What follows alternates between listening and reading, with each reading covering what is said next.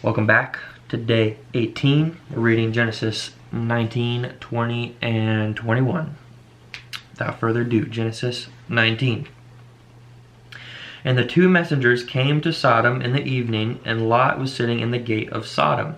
And when Lot saw them, he rose up to meet them, and he bowed himself with his face toward the ground. And he said, "Look, please, my masters, please turn in to your servant's house and spend the night and wash your feet and rise early and go your way." And they said, "No, but let us spend the night in the open square." But he urged them strongly, and they turned in to him and came into his house. And he made them a feast and baked unleavened bread, and they ate. Before they lie down, the men of the city, the men of Sodom, both old and young, all the people from every part surrounded the house. And they called to Lot and said to him, "Where are the men who came to you tonight? Bring them out to us and let us know them." So Lot went out to them through the doorway and shut the door behind him and said, "Please, my brothers, do not do evil. Look, please, I have 2 daughters who have not known a man. Please let me bring them out to you and do to them as is good in your eyes. Only do no deed to these men, because they have come under the shadow of my roof." But they said, "Stand back." And they said, "This one came in to sojourn, and should he always judge? Now we are going to treat you worse than them." So they pressed hard against the man Lot and came near to break down the door. But the men reached out their hands and pulled Lot into the house with them and shut the door.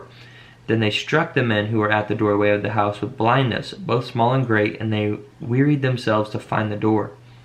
And the men said to Lot, "Have you anyone else here, a son-in-law, and your sons and your daughters, and whomever you have in the city? Bring them out of this place. For we are going to destroy this place, because the cry against them has grown great before the face of Yahuwah, and Yahuwah has sent us to destroy it." And Lot went out and spoke to his sons-in-law, who had married his daughters, and said, "Get up, get out of this place, for Yahuwah is going to destroy this city." But to his sons-in-law he seemed to be as one joking. And when morning dawned, the messengers urged Lot to hurry, saying, "Get up, take your wife and your 2 daughters who are here, lest you be consumed in the punishment of the city." And while he lingered, the men took hold of his hand and his wife's hand and the hands of his 2 daughters, Yahuwah having compassion on him, and they brought him out and put him outside the city. And it came to be, when they had brought them outside, that he said, "Escape for your life, do not look behind you, nor stay anywhere in the plain. Escape to the mountains, lest you be consumed." And Lot said to them, "Oh no, Yahuwah, look, please, your servant has found favor in your eyes, and you have increased your kindness which you have shown me by saving my life. But I am unable to escape to the mountains, lest calamity overtake me and I die. Look, please, this city is near enough to flee to, and it is small. Please let me escape there. Is it not a small matter, and let my life be saved?" And he said to him, "Look, I have favored you concerning this matter also, without overthrowing this city for which you have spoken. Hurry, escape there, for I am not able to do any deed until you arrive there." So the name of the city was called Zoar. The sun had risen upon the earth when Lot entered Zoar. And Yahuwah rained sulfur and fire on Sodom and Amorah from Yahuwah out of the Shamayim. So he overthrew those cities and all the plain and all the inhabitants of the cities and what grew on the ground. But his wife looked back from behind him, and she became a post of salt. And Abraham arose early in the morning to the place where he had stood before Yahuwah. And he looked toward Sodom and Amorah and toward all the land of the plain. And he looked and saw the smoke of the land, which went up like the smoke of a furnace. Thus it came to be, when Elohim destroyed the cities of the plain, that Elohim remembered Abraham, and sent Lot out of the midst of the overthrow, when he overthrew the cities in which Lot had dwelt.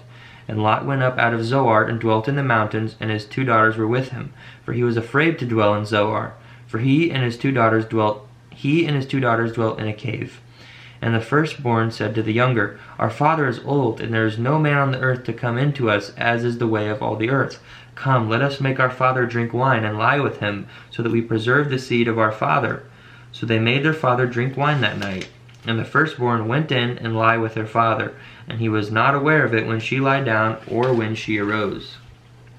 And it came to be on the next day that the firstborn said to the younger, "See, I lie with my father last night. Let us make him drink wine tonight as well, and you go in and lie with him, so that we keep the seed of our father."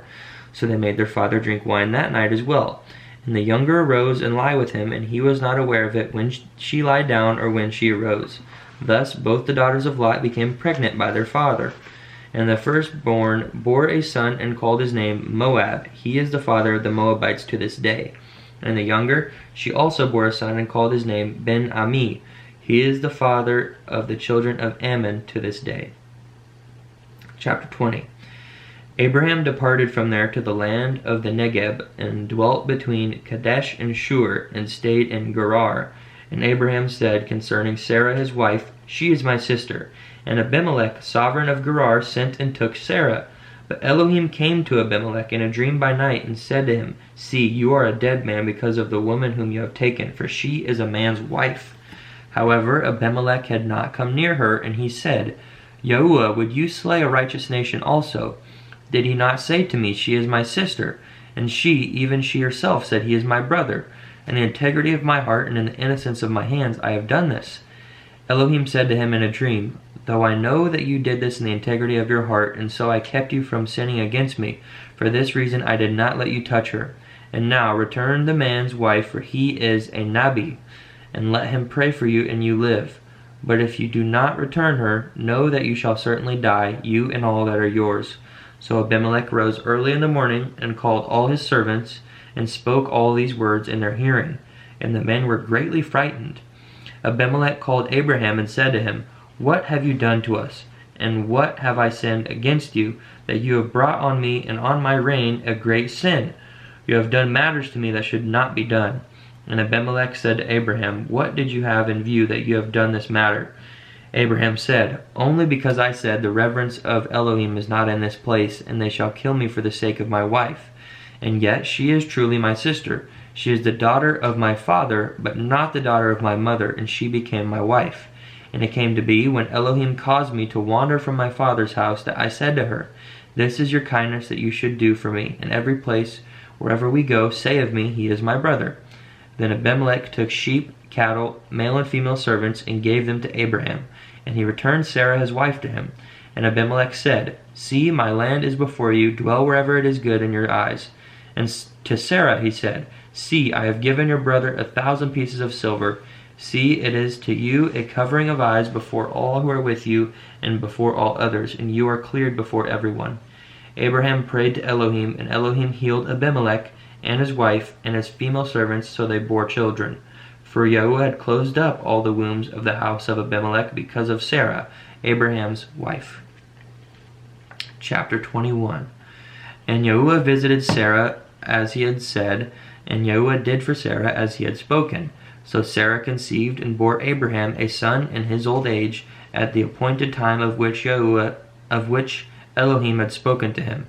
And Abraham called the name of his son who was born to him, whom Sarah bore to him, Yitzchak. And Abraham circumcised his son Yitzchak when he was 8 days old, as Elohim had commanded him.